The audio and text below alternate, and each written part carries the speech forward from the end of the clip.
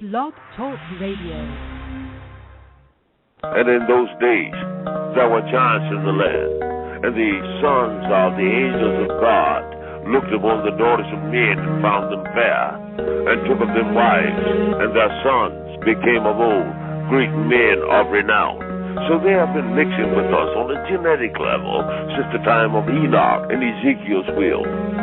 Here on Earth we're intrigued by the sun, moon, and stars, and imagine there's got to be planets like ours. So conceive of a face on the surface of Mars, so in need of a meaning and purpose we lost. That indeed they believe that these might be our gods, or that maybe with time we'll do right and evolve and eventually reach what they seek and then solve all the problems of man. But they really don't know that they fall in the works of our hands are but just filthy rags. So we travel the lands to dig up our past time elapses, and with it are much of the facts. Some imagine that God came in alien craft. They react in this way, they're so desperate for meaning and purpose, but satanic service, they know that they have evil motives. Am I making you nervous?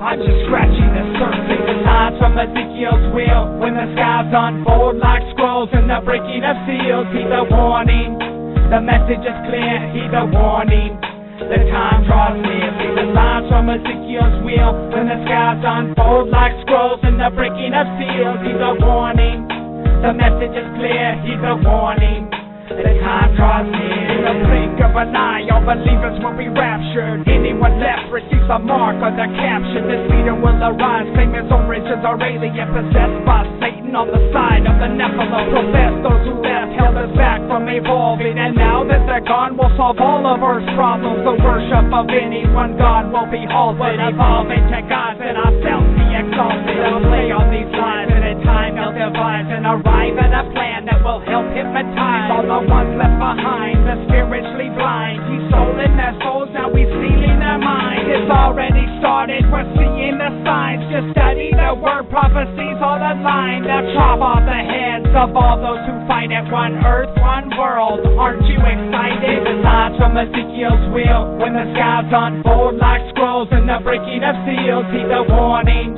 the message is clear. Heed the warning, the time draws near. See the signs from Ezekiel's wheel, when the skies unfold like scrolls and the breaking of seals. Heed the warning, the message is clear. Heed the warning, the time draws near. Where will you be in the year 2012? Are they casting a spell they're not ready to tell? It's time to reveal what they tried to keep veiled. Pure evil they hail and they sell it so well. He fell from the heavenly realms where he dwelled, a once beautiful angel that tried to rebel. Expelled from the light into darkness and hell, now a serpent and snake with reptilian scales. He wears a disguise with angelic wings and mimics the truth with a lie so obscene. He always repeats the same thing he told Eve, that you'll be supreme, a king or a queen, that you can evolve to an enlightened being, a god of your own that can do anything. He sees on our souls with this fraudulent scheme in so many ways, but it's all just the same. See the signs from Ezekiel's wheel, when the skies unfold like scrolls and the breaking of seals. Heed the warning, the message is clear. Heed the warning, the time draws near. See the signs from Ezekiel's wheel, when the skies unfold like scrolls and the breaking of seals. Heed the warning, the message is clear. Heed the warning, the time draws near. Why hide yourself with, creating UFO crafts and things like that? Why that deception if that's indeed what's going on? The creatures figured out that there was one way that they could frighten mankind, and that is to present themselves as technologically superior beings, some physical UFOs. Why would they want to abduct human beings? UFO abduction might not be caused by physical occupants, but from creatures living in perhaps what we would call another dimension. Posing as occupancy. Yes, the same type of interfering, harassing, paraphysical creature in every culture worldwide.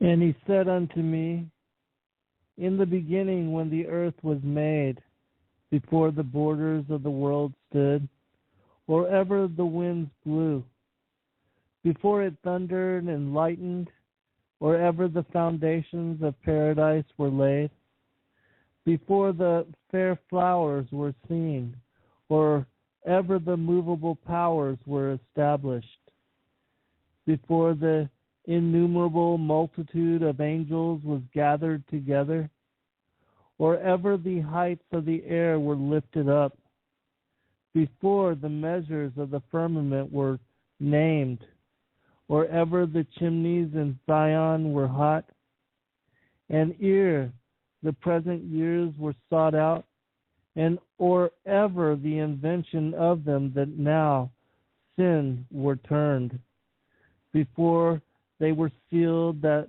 have gathered faith for a treasure, then did I consider these things, and they all were made through me alone, and through none other. By me also they shall be ended, and by none other. 4 Ezra, chapter 6, verse 1 through 6, the Apocryphal edition. Welcome, friends. I'm your host, Zen Garcia. This is FallenAngels.tv. Shabbat Shalom to all the listeners and to those that will be joining us and gathering for fellowship and dialogue. I just want to let you know how much I appreciate all of you, and not just your support and for listening to the show and opening yourself to new possibility, but for the conversation and the answers and the questions that you share with not only me but amongst each other, especially those of you that have gathered on the FallenAngels.tv website that are sharing blogs and videos and music and shows and different posts,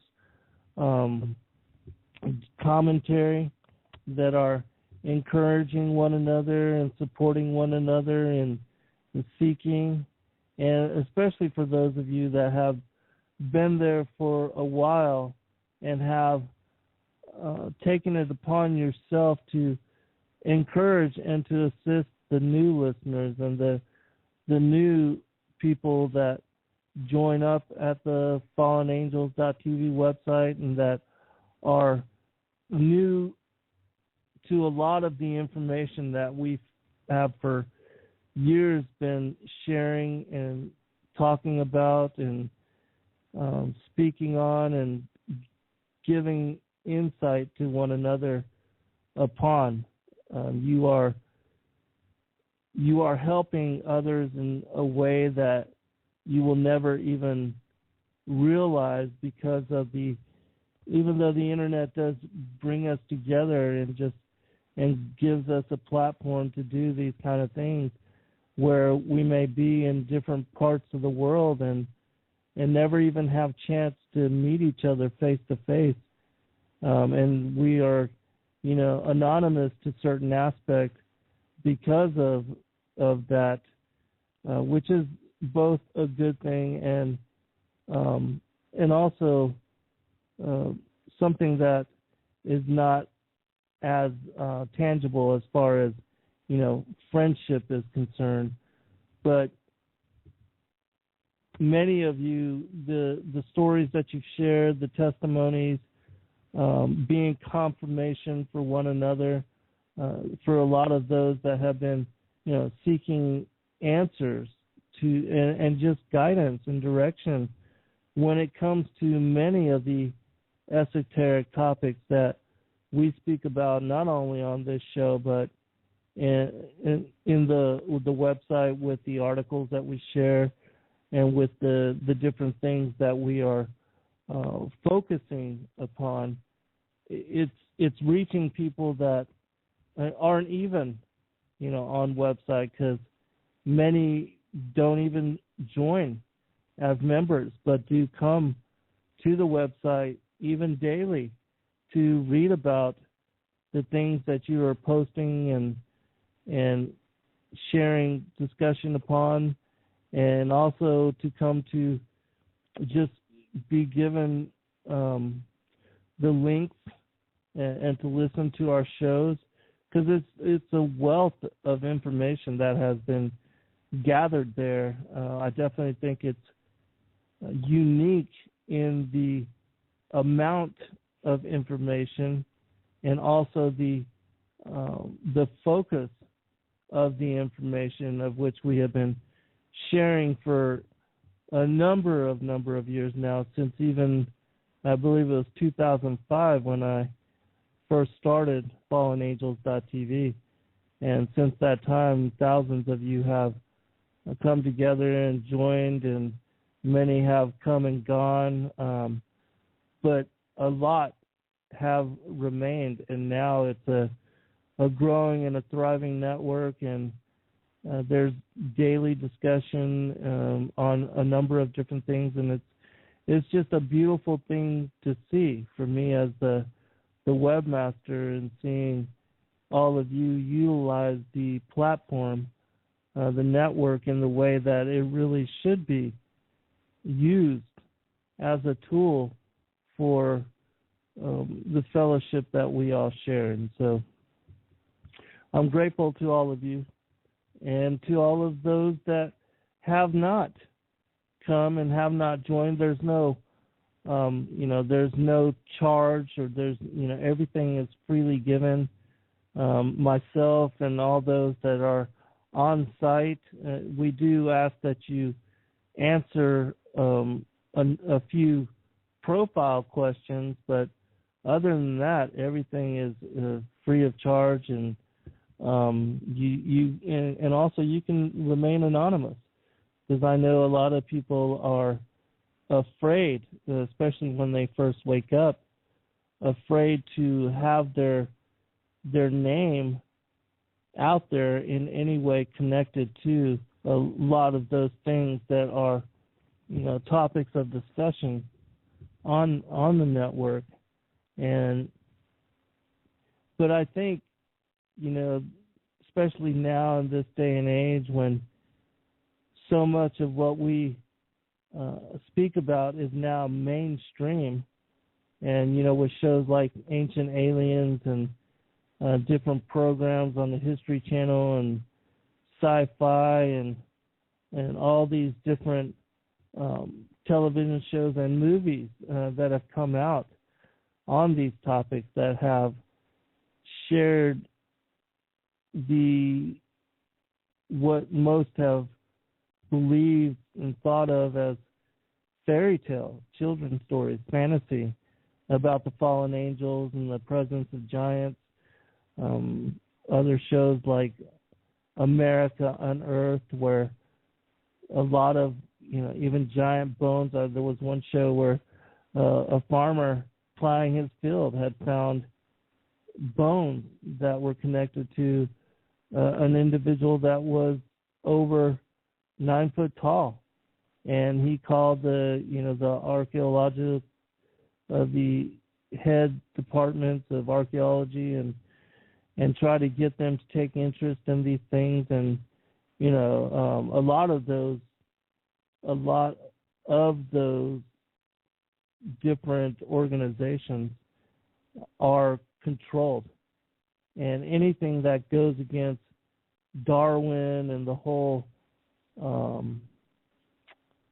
lie that has been forced upon the whole world, really, that's part of the strong delusion.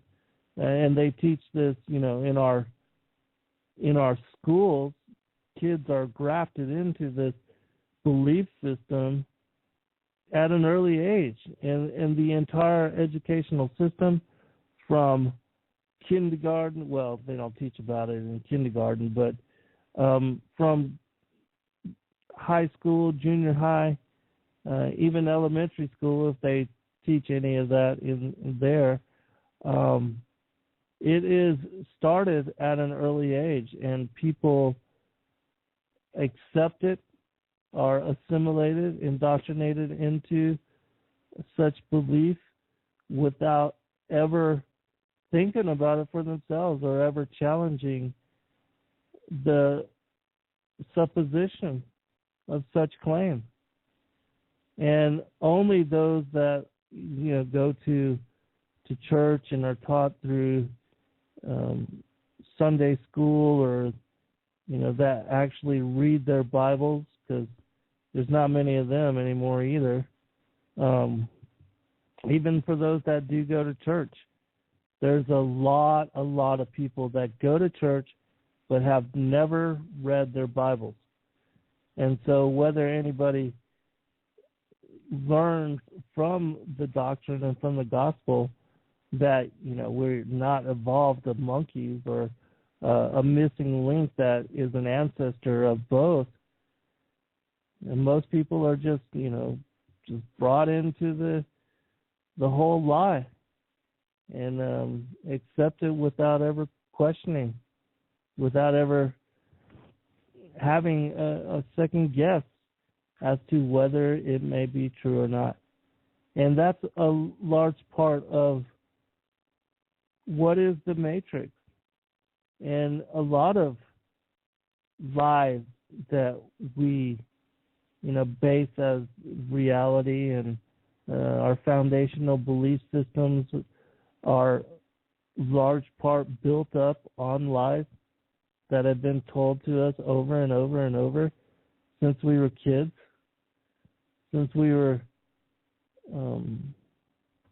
even, growing up in elementary school and junior high and high school, and the things that we are taught, even a lot of what is American history and world history is just fabrication.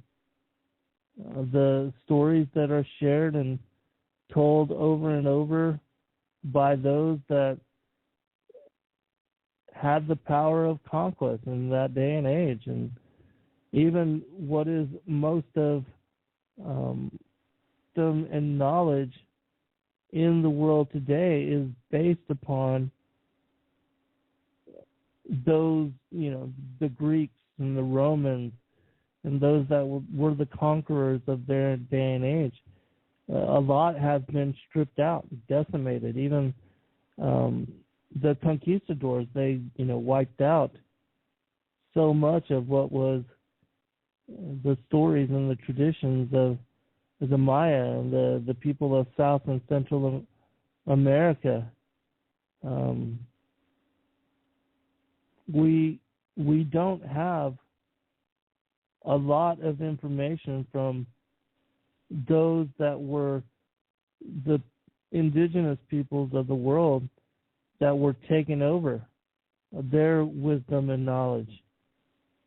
It's been stripped away.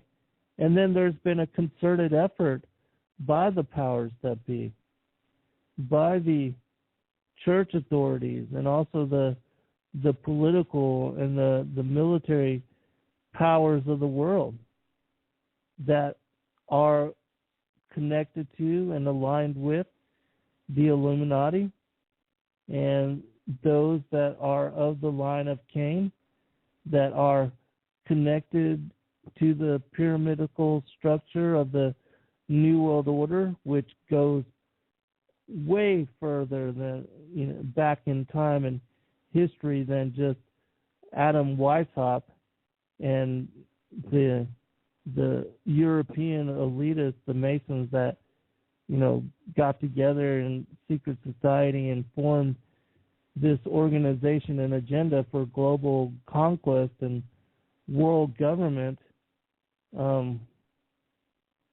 which this will lead into the topic of discussion for today, speaking about the prior times and the history of Atlantis and how that all ties into where we are now and where we find ourselves and how we came to be where we are, because so much information is now coming to light. Things, documents, scriptures, gospels that are thousands of years old that escaped the burning, the pillaging, and the decimation of cultures and peoples worldwide. That even, the Nag Hammadi collection, the codices which were found in 1946 and are thousands of years old, they are from a people, the Essenes, that were wiped out by the Romans. and that they had hidden their texts in jars of clay in the Judean desert for thousands of years, and that survived and made it to this present age in order to inform us of the mythologies and the histories of the world as a collective, as a people, humanity. And so we're going to talk a little bit about these things. And, you know, there are no coincidences. Everything is for a reason. We are the last generation, and the Father wanted these things to come to light. A lot of what we're going to be talking about today are things that people have wanted to know about for thousands of years. And so, and I'm going to take it back even further, because a lot of people have asked me about, you know, the time before the modern creation of Adam and Eve. And because, you know, in the churches they teach the earth and all of history only goes back 7,000 years. And, you know, most of the people of mainstream churchianity, they completely believe this. And if they don't, they find themselves at odds with, well, if what is being taught in the churches is wrong, does that mean that God really did not create us and that we really did evolve from some missing link or some monkey somewhere? And is the earth really thousands of years old or millions of years old? And is there, you know, in the geological record in history, these cities that are even older than the supposed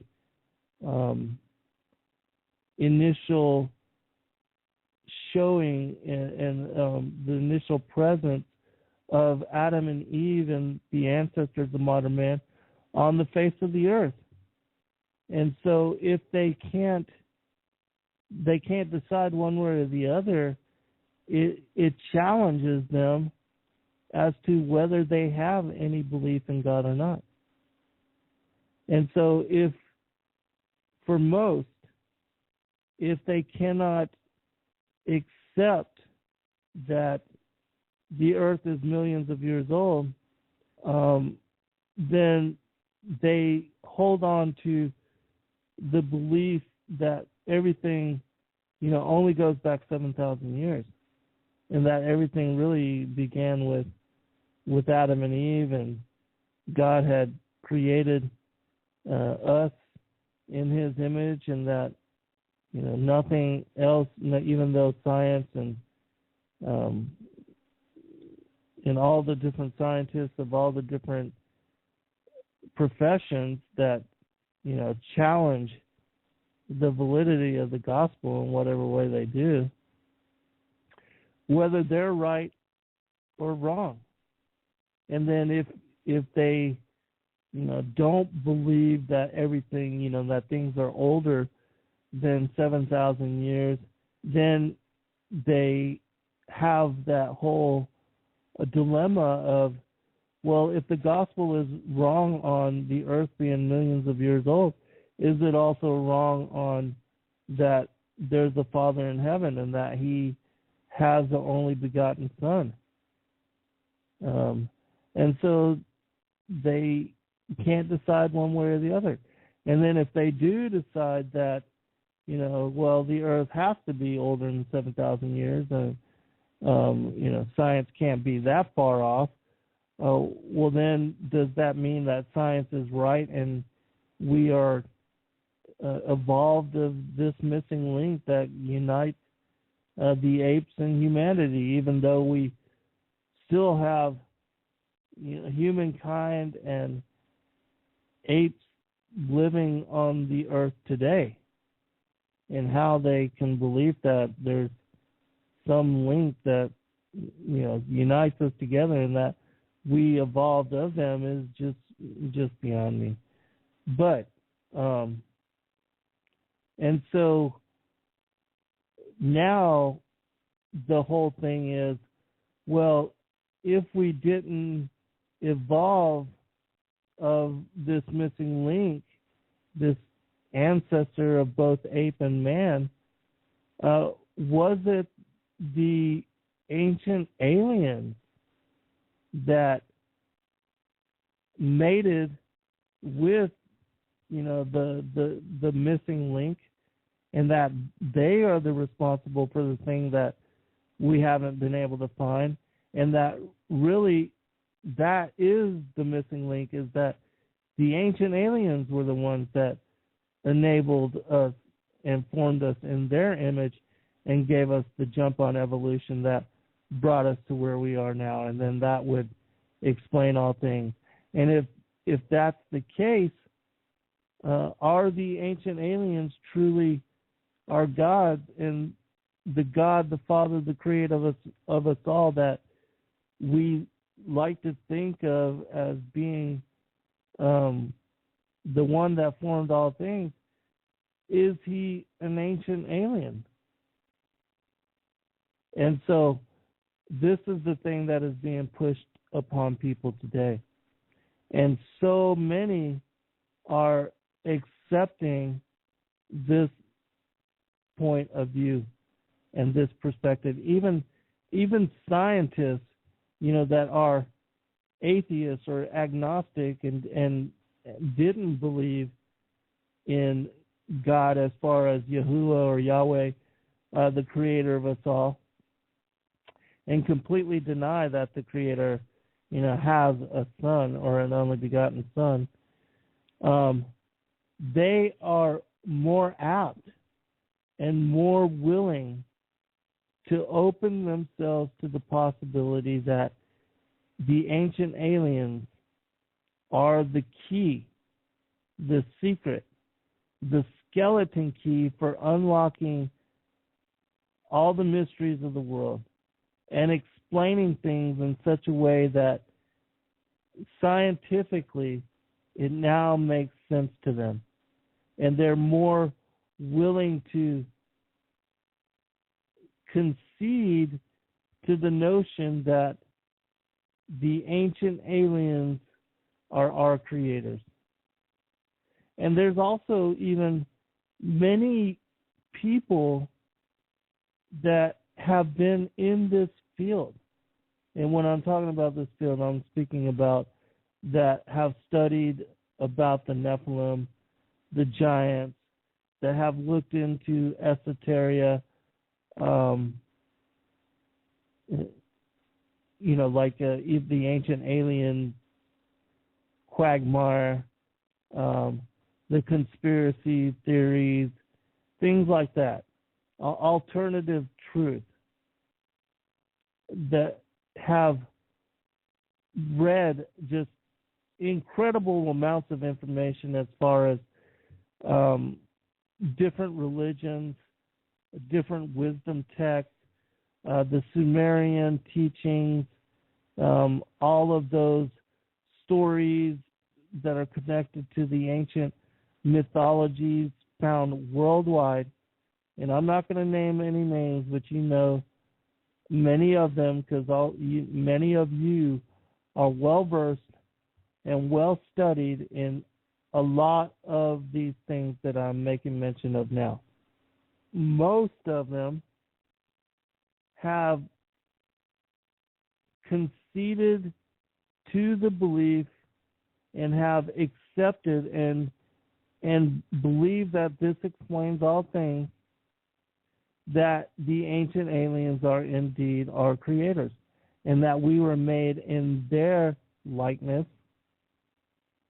and even if they believe in a Most High God, which a lot of them do, they don't believe in Yahushua as the Son, nor that Jesus Christ, Savior, Messiah. And if they do, they believe that he was one of them, one of the fallen angels, one of the Annunaki, the ancient aliens, and that he's, just another ascended master or another one of these space brothers. And so, in my mind, and with all the things that I have studied and that I have gone through, because I've, spent almost 30 years now reading and studying and researching all of these things, with the discernment that I have and with the knowledge that I have been blessed to come to revelation on, it's my opinion that all of those things that I've just recently mentioned, that they are connected to the strong delusion that is here and is sweeping most up into, accepting the Anunnaki, the fallen angels, as I call them, as being the creators of humanity, as being the benefactors, and that they think that instead of Christ returning, they're returning, and that they're going to be the saviors of us all, and that they are going to set everything right.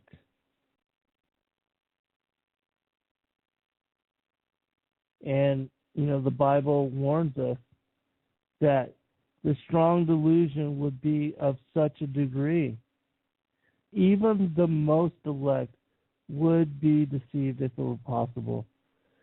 And when it cites the most elect, I think it's referring to those that are just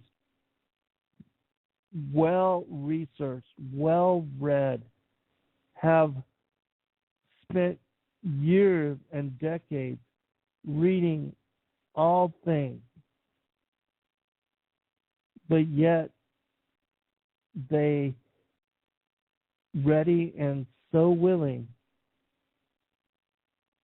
to accept that the fallen angels, which, the Bible and the Gospel, and especially the books of Enoch, have shown us that their interaction and their interdiction into the affairs of humanity have not been beneficial for us. And that they have, at every turn of the way, demanded blood and victim sacrifice, and that they are even involved in cannibalism and the drinking of blood of humanity. And how they could believe that these beings are the benefactors of humanity and that they're coming to save us in any way is just beyond me. So, today I'm going to take it all the way back to the war in heaven.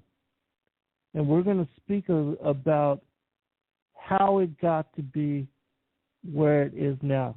That how the fallen angels, the Anunnaki, ended up being here, and how this ties in with gospel, because most, again, mainstream churchianity, they don't believe in any history older than 7,000 years, or any beings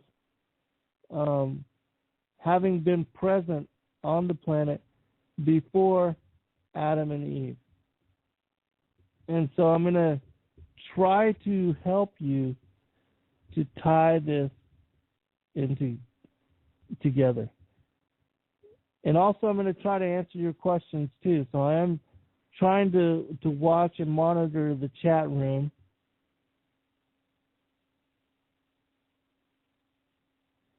Ephesians 4 and 5 asks, do you think that was a way of escape for Enoch amongst the devils? Oh, wait a second. Somebody is saying that Enoch was the son of Cain. No, the first Enoch was the son of Cain, but the second Enoch was of the line of Adam.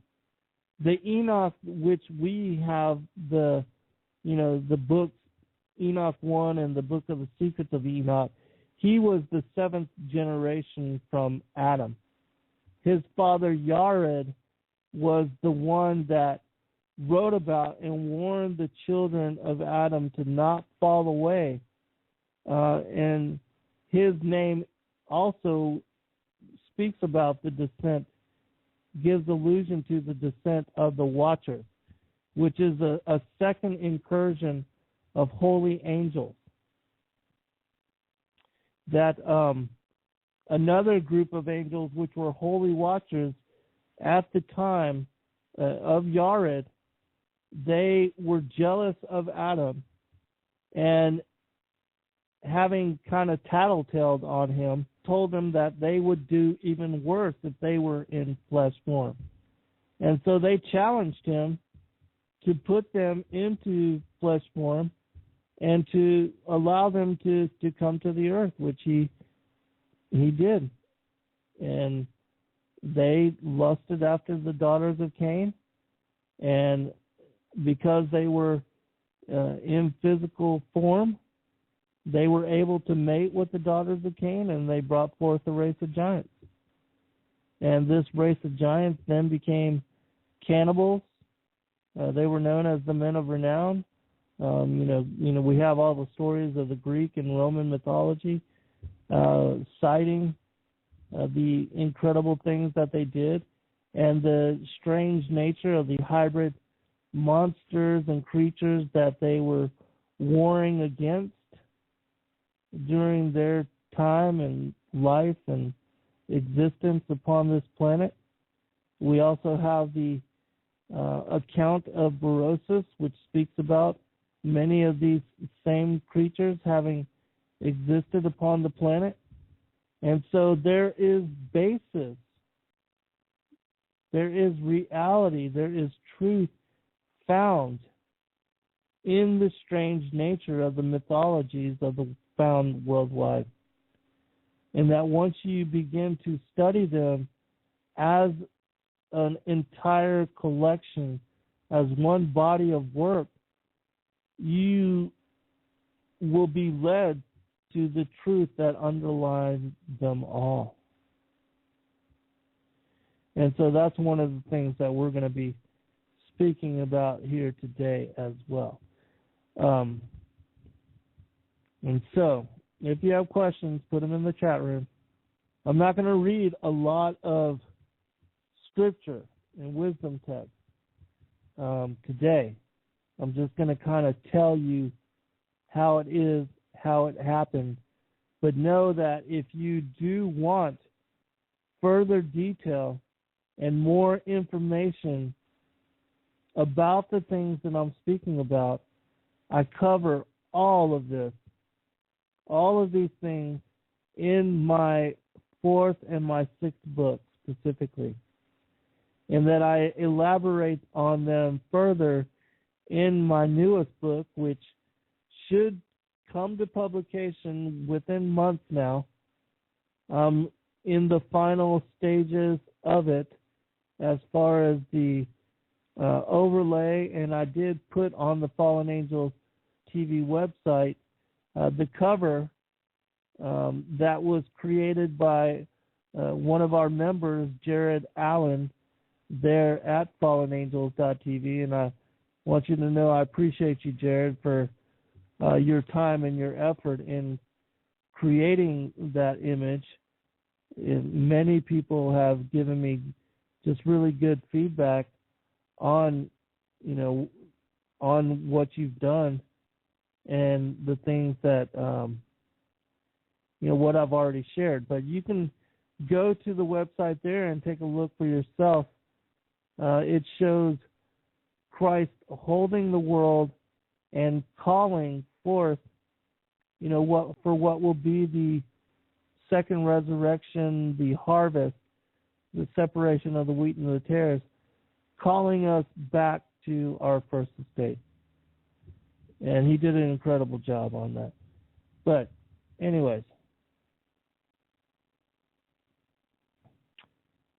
let me kind of set this up. Going back to the war in heaven, the separation of light and darkness, and how the Anunnaki ended up being here on this planet. We're going to start with the introduction of Yahushua, and I cover this in both of my books, my fourth and my sixth, Lucifer, Father of Cain, which is my fourth book. Not as in great detail in my sixth book, Sons of God, Who We Are, Why We Are Here. I shed more light and I share a lot of those passages and scriptures which are connected to the revelation that I share within those books. So going back to the separation of light and darkness, which occurs on the second day, that will be the splitting of the imperishable worlds or the invisible worlds and the upper heavens from what came to be the visible world, the physical world, the material world, matter, and the place where we find ourselves now, the lower world, the lower heavens, the lower firmament.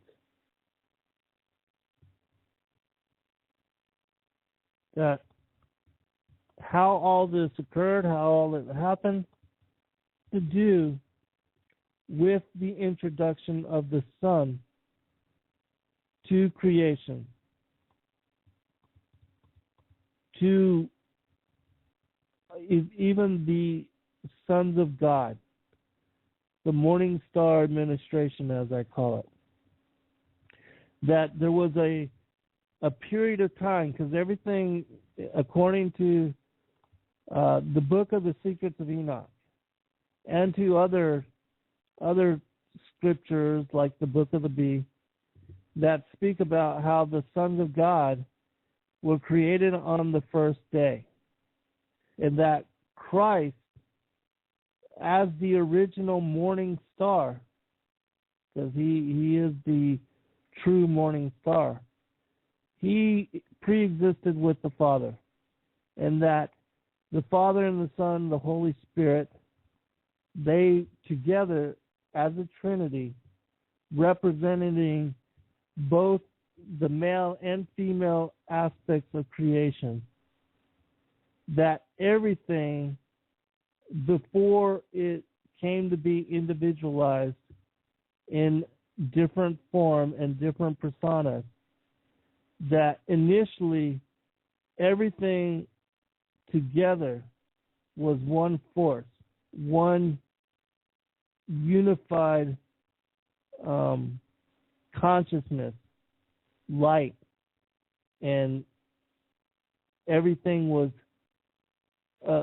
gathered as a collective in that one state of being, which you can call God, together.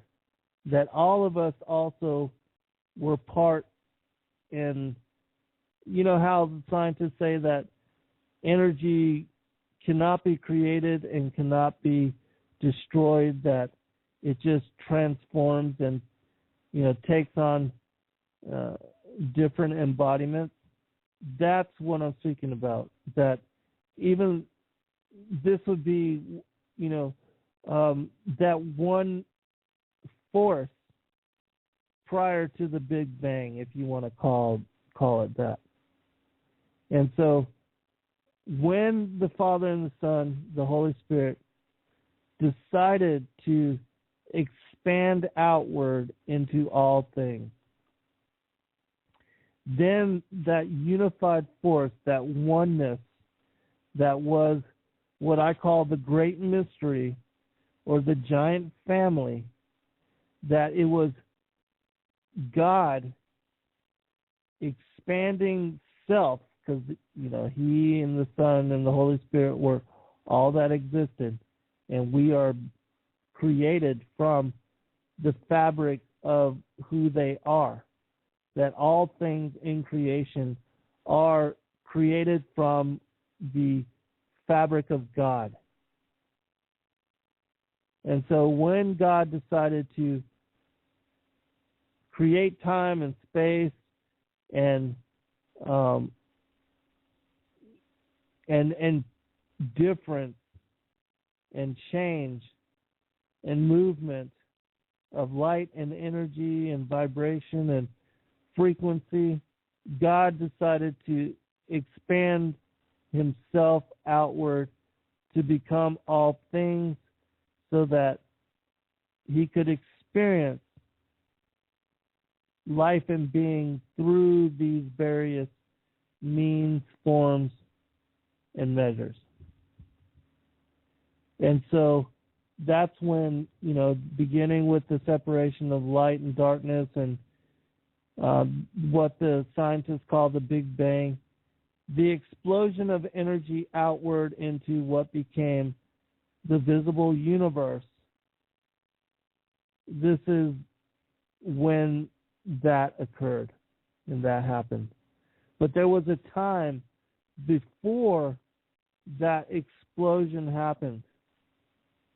There was a time, a momentary pause, a silence that occurred, which is spoken about in the book of B.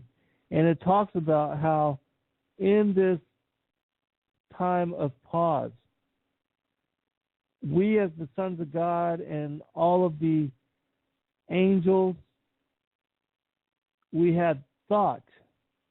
We had the capacity to wonder and to contemplate. And in those moments of pause, we had contemplation as to whether we were pre-existent beings, whether we were, what had created us and how we had come to be. And then we know about in Genesis, it says that the Father declared, "Let there be light," and that there was an audible voice that made that declaration.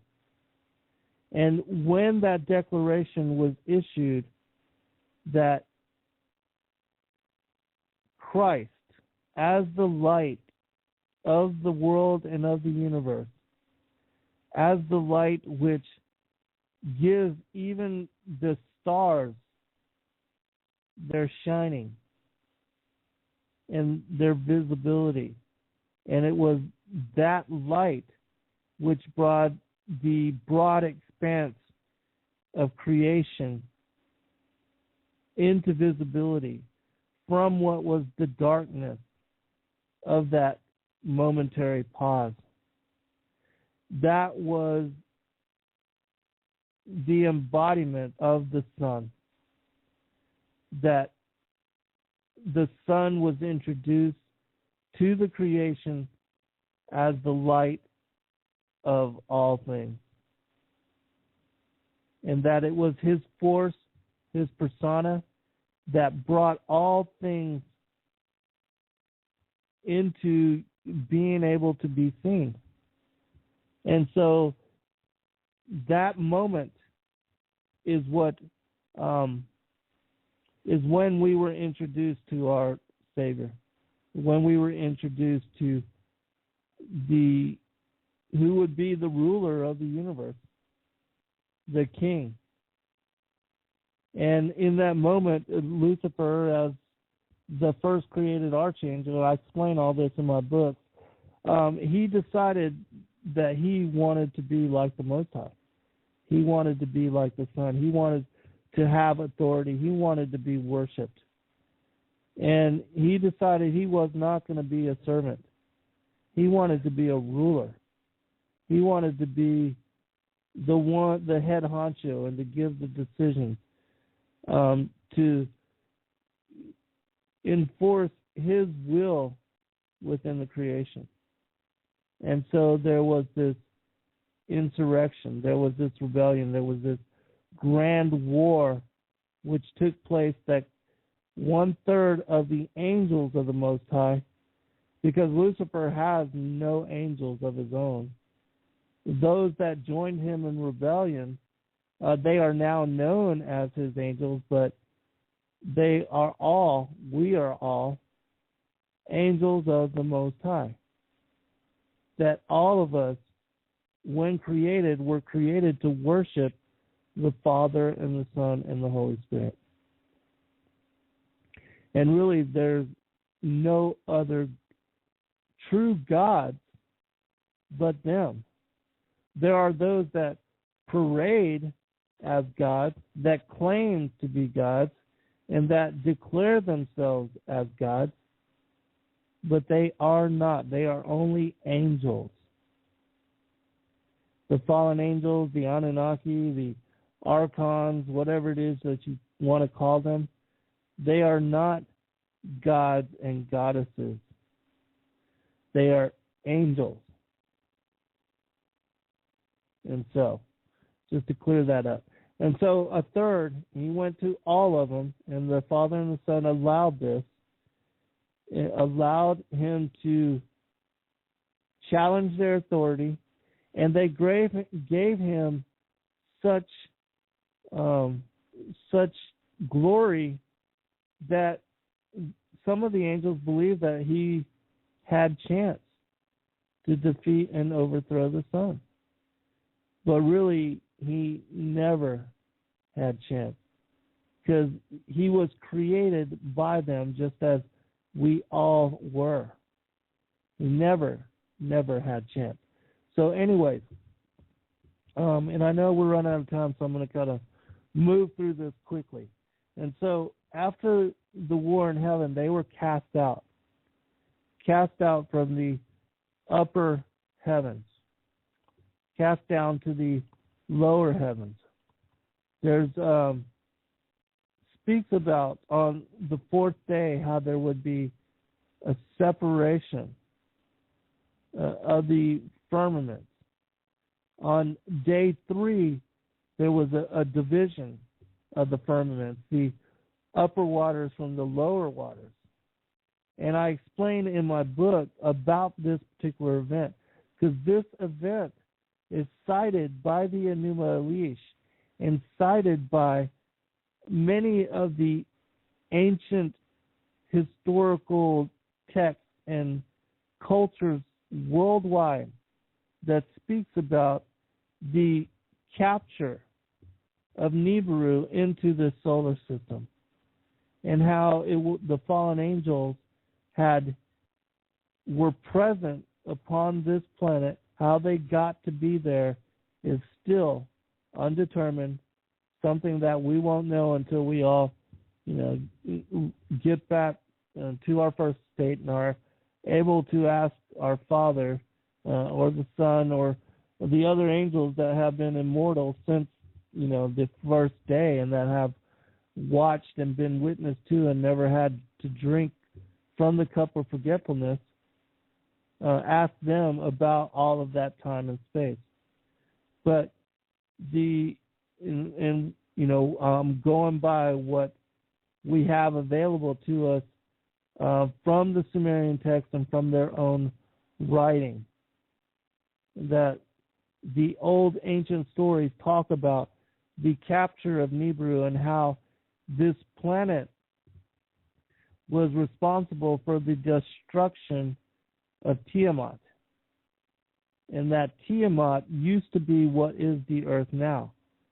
And it also speaks about how, it talks about in Genesis how the earth was once had a water canopy.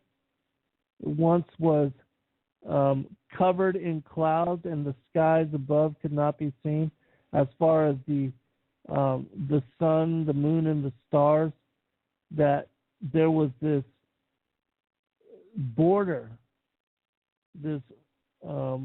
cloud, this bank of clouds that encompassed the earth so that the sun could not even radiate down to the planet's surface, and how it was a watery planet to such a degree that no land could be found or seen, that it was one ocean which encompassed the whole, the entire planet. It speaks about this in Genesis, that even in Jeremiah, how there was a time when there was no man to toil the earth, and that the land had not even been seen. Well, going back to that ancient story, if you take it into account, and the Enuma Elish and the other stories of how creation came into being, you can tie that together with what is cited in Genesis, where it speaks about how the earth became null and void and how it was destroyed once and recreated. Well, this recreation, this tohu wabohu, Nibiru was responsible for that destruction and recreation. And of course, it's at the will of the Father and the Son that this event was allowed to happen. But this event is historically remembered and is historically cited as being that which created the earth anew. And so when Nibiru, or one of the moons of Nibiru, struck Tiamat, which was the old earth,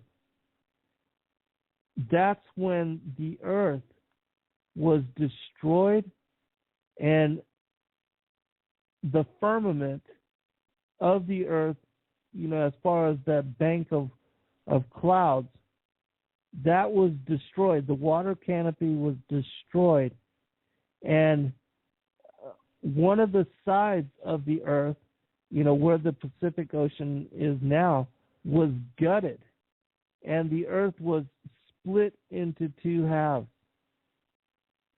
And when it was destroyed, it was, sheared by this moon. The earth then was repositioned, because it used to be on the outside of Mars. The Earth and Mars shifted positions, and the Earth was put into its new orbit and its new rotation. And it was then that the land masses appeared, and it was then that the sun actually could shine down on the earth, and that the sun and the moon and the stars could actually be seen. And so it speaks about how they were created later. In my opinion, it shows that they were actually able to be seen after the recreation of the earth. And then it talks about in Genesis how the sun and the moon and the stars would be signs for seasons and for tracking the different seasons, and that they would be used for signs in the heavens, and that the calendars and all that would be able to track the celestial movement in our place within this solar system and also within this galaxy. And it was after that destruction, long after, because this is an ancient event, but it was long after the destruction of the earth that the fallen angels arrived here and established Eridu, which was the first colony.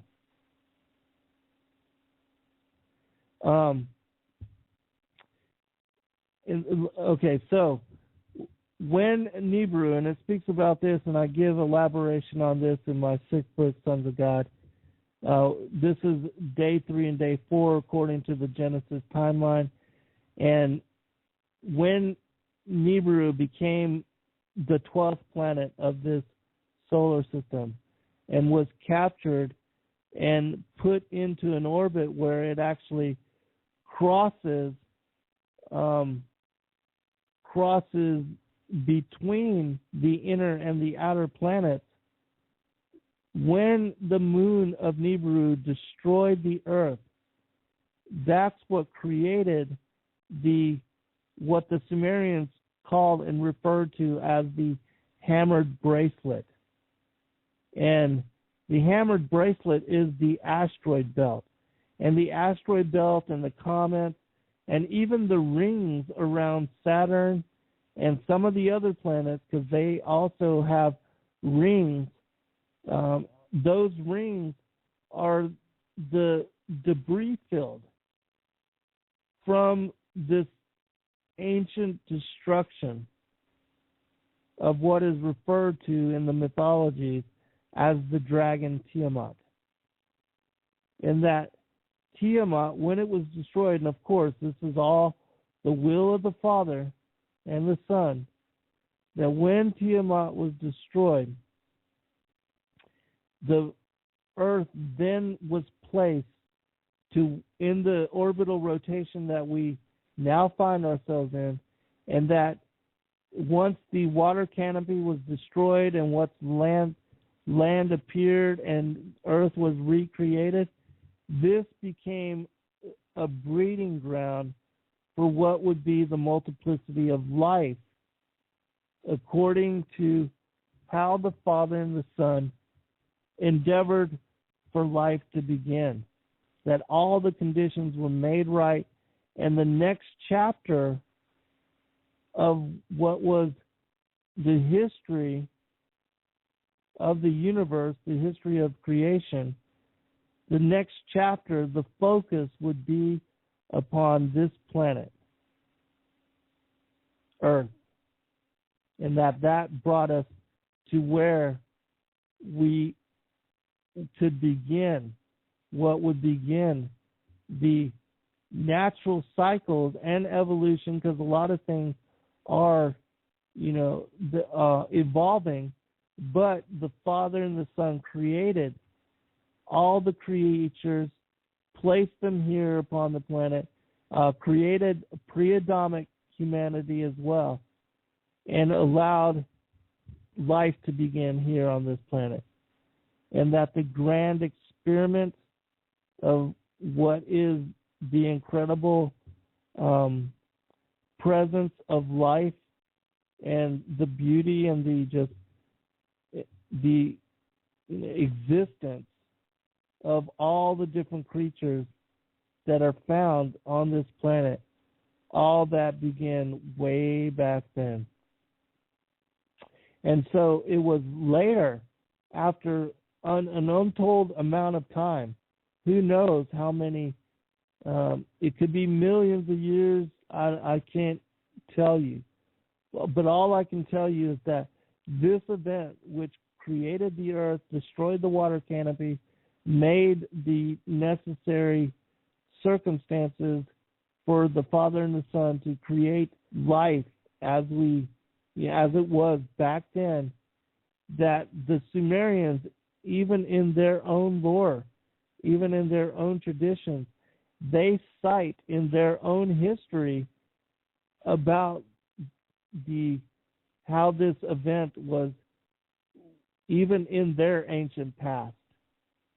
And so after a long period of their being part of this solar system, Nibiru being part of this solar system, and all of the other planets having settled into their current orbits, the current rotations, and the solar system having come to be, as far as the different planets and the way they interact with each other, and the influence of Nibiru upon all of the other planets of the solar system, all that kind of settled down to where there wasn't this destruction every time Nibiru would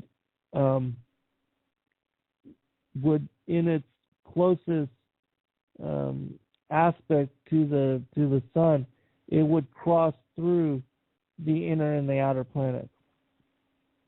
Well, according to the Sumerian tales and their own mythology, there was war even on their own planet, and that they were undergoing ecological disaster, and that they had evolved into physicality, that they had also taken form much like, not necessarily humanity, but what are the Nakash, what are cited as the Nakash, as these dragon-like beings, that they had taken on form as what we call the feathered serpents.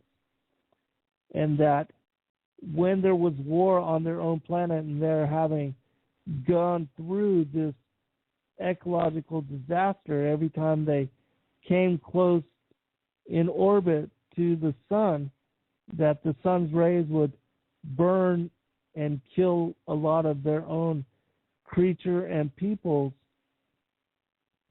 that the scientists of their planet figured out a way to distract and to diffract the sun's rays by gathering gold and crushing it into powder form, and then putting it into the atmosphere of their own planet, and then in that way they were able to refract the sun's rays. And so, again, a lot of, we can only go by what the Sumerian teachings and what they say to kind of fill in the gaps. And again, even though, I'm telling you that this is how it is according to a lot of the mythologies and the text, the ancient text that we have available, this is all really still speculation. We will not know about how it is that they came into being as far as physical form, and why it was that they came to be embodied in feathered serpent form. We do know that they were, seraphim angels, and that the seraphim angels were also reptilian-like in aspect. And whether, it was that over time and involvement that their bodies slowed in vibration and frequency and they took on more physical form, we don't know how all that came to be and how it is. But we do know, according to the cuneiform text and to their own depictions of themselves, that they were reptilian winged beasts, like the dragons of old that are in our mythology. And that even the ancient cultures and peoples of the world today, when they cite that their wisdom and knowledge to them by, these, what, the History Channel refers to as the ancient aliens, we can only take them by their own word and by what they left and what they said. And so I'm just telling you what they said and tying the stories together in a way that seems plausible as far as understanding how all of it ties and connects together. But we really won't know until we're brought back to our first state and can ask the Father and the Son directly. But however, and so they needed gold, which was not plentiful on their own planet. And so they had to seek other places to gather this particular material. And it wasn't until one of their ancient kings, one of these Nibirian kings, named Alalu, he broke through the asteroid belt by utilizing weapons of mass destruction, what we would call weapons of mass destruction, that he was able to open a path through the asteroid belt, which had always, since the time of the recreation of the Earth, the asteroid belt served as a barrier preventing the Annunaki, and I would say any culture or civilization, from coming through and being able to investigate the inner planet. And so they were limited until this time with being able to explore the outer planets and to gather substance and material from them, but they were not able to enter into what were the inner planets or the lower firmament, the lower waters.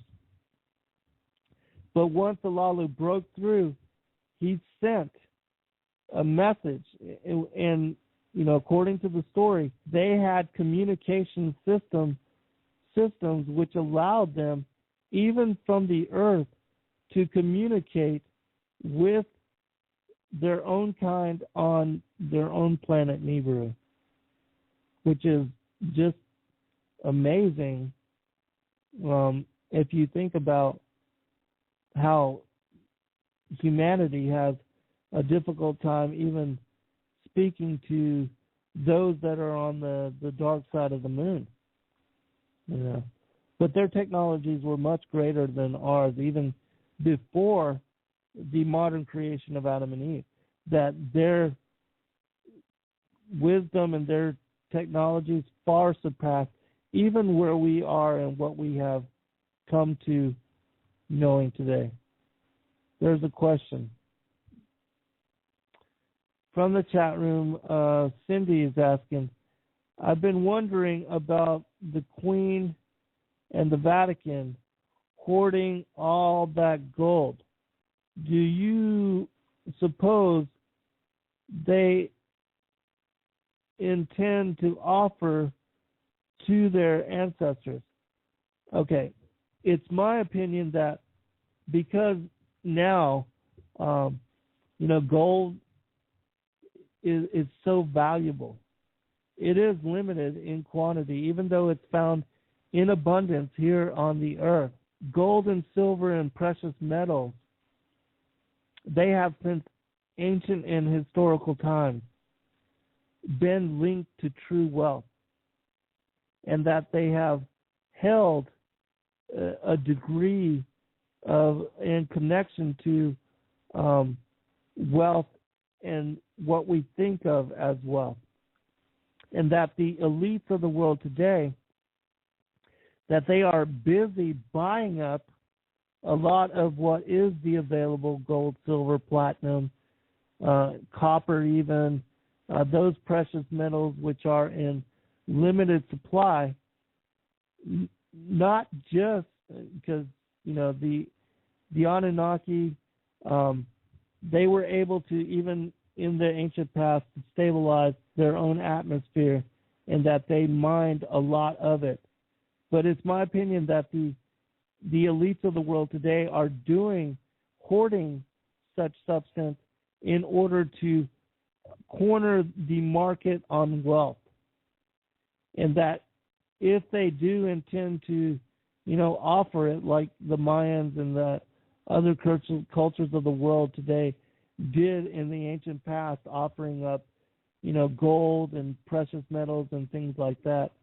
Like Lake Titicaca, supposedly there's a lot of gold at the bottom of the lake, which, the Mayan priesthood offered to their what are the fallen angels, the ancient aliens, back in that day and age, that they're not necessarily doing that for that purpose now.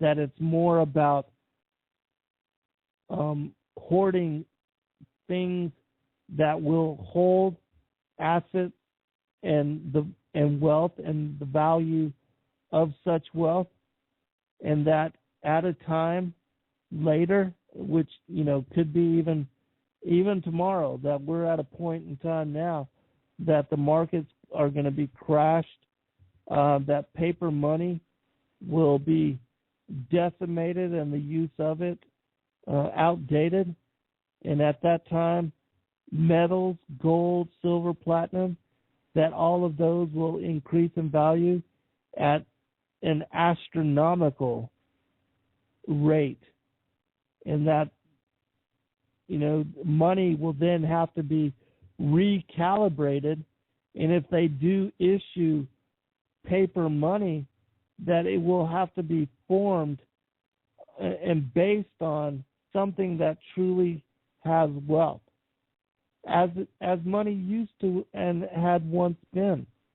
Because the paper money used to be certificates of deposit and were representative of somebody having deposited somewhere gold or silver or something of that nature that truly has value, and rather than having to trade the gold or those precious metals and to put themselves at risk of having to carry things like that around, those back in the olden days, they began to trade these certificates of deposit, and they used that as money, and those certificates could then be turned in for those base metals. But now, today, like the American dollar, it's based on the faith and goodwill of the American people, and it has no true value or wealth connected to it. And so it's a giant scam by the Freemasons, because it is the secret societies that hijacked America, and that were able to use the strength of this economy and of its people in order to issue these Federal Reserve notes, which have no real value, no inherent value, other than they are used by the American people, and we use them as money. And eventually the whole world came to accept this as money, but there's really no true wealth connected to them. Monopoly money and Federal Reserve notes are the same kind of thing. So, anyways, because we're running out of time. So when the Anunnaki eventually came here to the planet, and according to their text and their stories, they arrived here 430-some thousand years ago, and that according to the Sumerian Kings list, Mantheo, Berosus, the first of those Anunnaki that arrived here, they ruled over and they created 5 different cities. Eridu was the first one, Bad Tabira, the other one was near Baalbek, Shurapak, what was the other 2 named? One was started with an N, the other one started with a U, I believe. But anyways, they created these 5 cities, and their initial establishment of these 5 cities back then was in order to gather and to send back gold. And so a lot of the temples and the pyramids and the pyramidal complexes back in that day and age that were created by them served the purpose of funneling and in the whole mining process of curing the rock and splitting off the gold from this particular rock, and then in sending it back, storing it and sending it back back to Nibiru. And so when they established the first colonies, that was the basis for their establishment of those particular cities. And they did set them in alignment according to those constellations and those areas of the celestial skies which were important to them. And so it seems like, according to their own stories and their own tales, that they are from Orion initially, and that they came to be living on Nibiru, and that the Father and the Son long ago allowed Nibiru to become part of this solar system, and that it was its capture that also led to the recreation of the Earth and the basis for life as we find it now. And that certainly there have been many eras and epochs and parts of history which have led us to where we are now. And it's also my opinion that even our ancestors, Adam and Eve, when they were first created by the Father and the Son, that they were of more giant proportion, of more incredible size and stature. And that's why it described in the Bible that Adam and Eve and the ancestors of them leading up until the time of Noah, that they lived 1,000-year lifespans. It's my opinion that that the reason they lived, these 1,000-year lifespans is that they were more, greater in proportion and size than humanity in this day and age.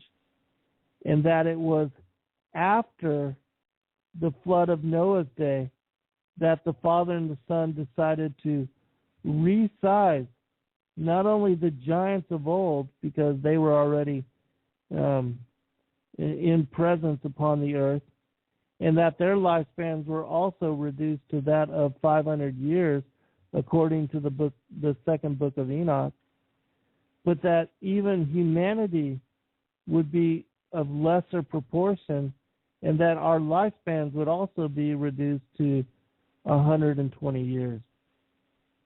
And so the eras of history and the stories that are connected with it, once we know the truth of all that, it's going to be incredible.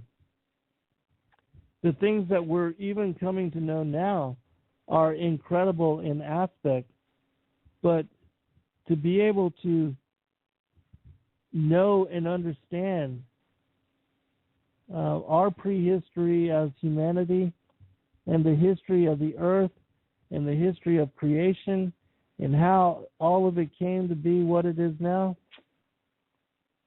it's going to be an incredible tale to tell. It's going to be fantastic to listen to, and we've got a lot to talk about when we finally make it back home and back to our first estate.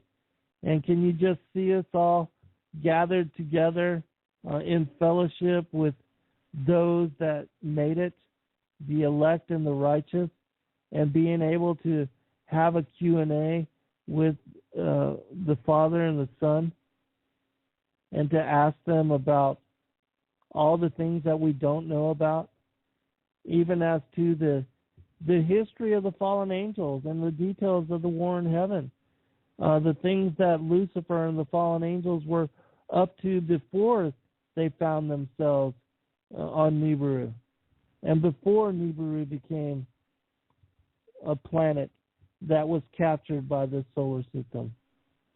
I mean, there's so much to know and to ask. There's so much that that has been left out and that we are not privy to. We only know a little bit, just a minute little bit of the unfolding of creation and how all things got to be what it is now. And so I'm looking forward to being able to be like a kid again. You know how kids are just want to know and ask questions about everything.